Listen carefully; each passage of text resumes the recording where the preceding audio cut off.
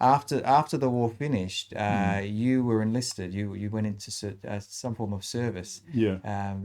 How did that come about? Because you were working at the time. Yeah, I was working, and my brother Frank, he was of service age, which 18 I think it was. He got called up to the army, and I thought, cool. When I thought about it, he's going to get all over the place in the army. I thought, I might do that, so I volunteered, Okay. and Frank and I went through all our army career together. Right. Yeah, We've he got got these. called up and he was sent to abroad. Of course, I went with him. It was great. And we've got these fantastic photos To of Egypt. yes, of you and your brother lined up before you went off, standing in front of this beautiful Yeah, car, which was the rover. right, yeah. And then you both went across to Egypt. You were stationed there for a bit of Yeah, time. yeah. Yeah. We went by plane, and they took us in a coach, of course, all together in a Stansted Airport. It was in near London, Stansted, and it was an army plane, well, one that's been commandeered for the army, I suppose. It was an Avro York, which was the one that came after the Lancaster bomber.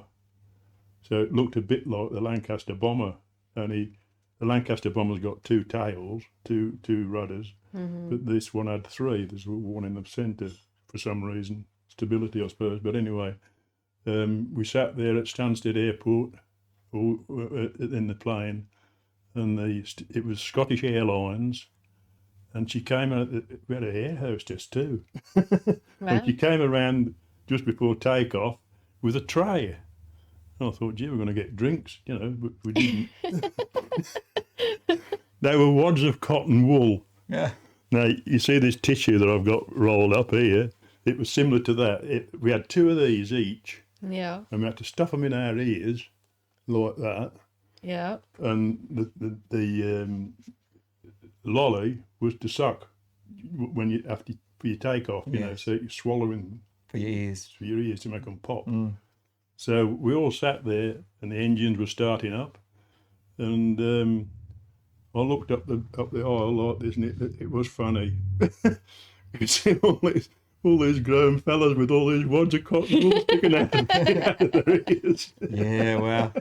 So But we went off, and night came, and we landed in Malta. Now, I'd never flown before. I don't think I had at that time. I'd never flown before. And as we were flying, we were up fairly high, nothing like they are today. But looking down at the Mediterranean, there was Malta, a little dot on the water, and I thought, well, how are we going to land in that? right. Yeah. But of course, as it got nearer, it got bigger. But so we did land in that. We had a meal, and they refueled the plane, of course. I suppose that's what the stop was for. And then off we went again. And the next morning we landed in Fayed in Egypt. So we've got some beautiful photos of that time as well that we showed earlier. Yeah. How did you find it hitting the ground in that? Well, one of the things that stuck in my mind, you don't realise the smell. Right. Because Egypt's hot, as you know. And the cabin door opened, and of course the hot air wafted in, along with it the smell as well. That's one of the things that did hit me, was that I didn't realise it was going to be like it was. So hot. Yeah, and so smelly. Right. Yeah. And as you can see from the photos, you weren't put up in luxury 5-star accommodation. No, we were in big tents. Yeah. Yeah. And one day we had a big storm. Now, you think of Egypt as being hot and dry, which it is normally. But one particular day we had this storm. I don't know where it came from, but it did it. The heavens just opened, and down it came, and in no time at all, we were up to our knees in water. See, and that was our signal stores. I was in the signal section of the army. It was in like an indent in the sand, big hollow, and of course it all filled up with water, didn't it? and our signal stores was part of that. Of course, all the signals, radio sets and everything were in the water, so we had to quickly form a chain of blokes to try and take everything out before it got really sodden, you know. Yeah. So your training and your time over there was redirected into That's right. emergency Yeah, it relief. came in handy, you know, and all the training, all the running around you had to Yeah. do. Wow. Yeah. So that was an eventful time. It was. And what did you do as a part of the training and your time over there when it wasn't flooded? Well, just outside of Faied it is, Faied. It's not all that far from Cairo. It's quite close to the Suez Canal. And alongside of our army barracks, there was a huge sand dune.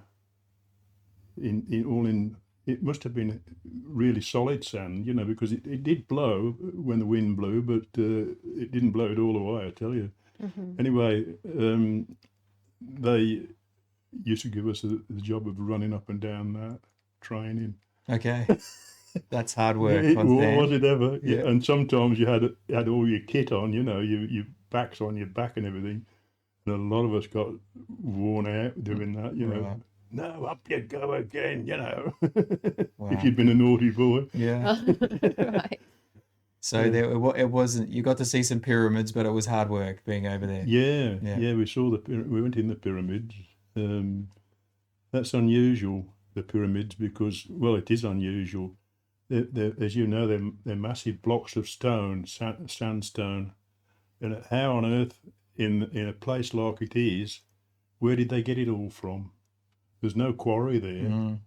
It's visible anyway. And they've been there for thousands of years, haven't they? Yes. The pyramids.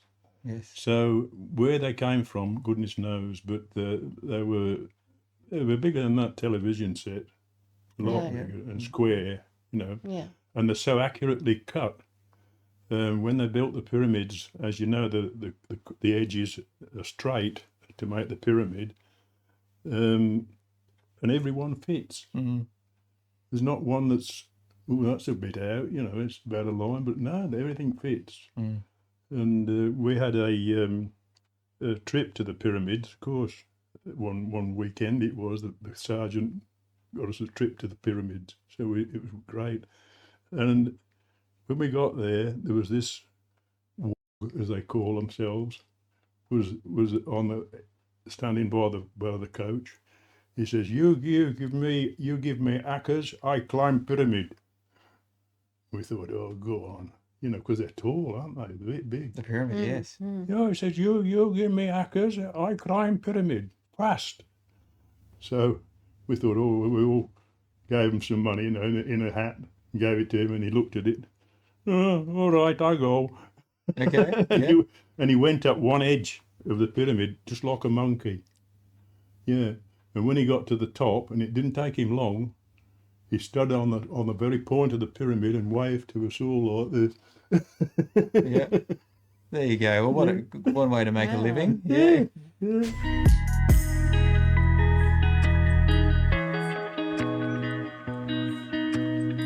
Thank you for watching this short clip of Life Bursts. You can like, subscribe, or follow for more, or head to rawcut.com.au.